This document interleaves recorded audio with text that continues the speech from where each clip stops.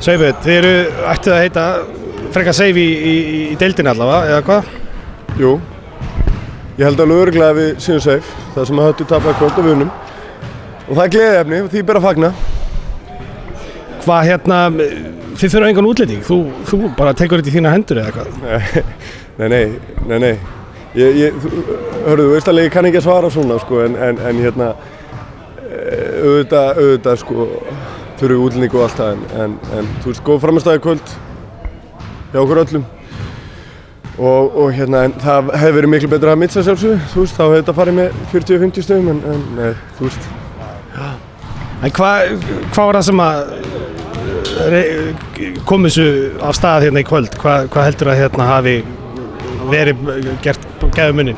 Það var, þetta er einhver, þú veist, bara svona andlega vorum við alveg svakalega sterkir og öflugir og eitthvað sem að maður er búinn að vera að bíða eftir, þú veist, í 40 mínútur, eða sem sagt að spila þannig í 40 mínútur, bíða lengi eftir og við bara framkvæmdum í kvöld og stigum ekki feilspor. Geggjuð vörn, enn betri sókn og mér fannst það flott framistæða. Já, geggjuð vörn segir það, engu blöðum með það að fletta. Ég held að þeir hafa verið með 25 tapaða bolta. Hvað, voru það að spila fast á þeim eða? Já. Og þetta var gróður leikur, þetta var harður leikur og góðu dómarar leyfðu það. Og þú veist, það sem að við unnum leikinn, það fannst mér, það var rosalega sanngjarnt, sko.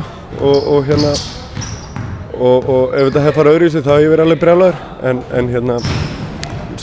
þú veist, harður leikur hjá báðum liðum en við dróðum þetta alla leið og kláruðum einn leik og bara klappa bakið á okkur. Næsta leikur á mánudaginn, þú veist, stöldurinn stutt við og 4 stig í pottinum og ef við ekki segja að við tökum þessu 4 stig alla leið.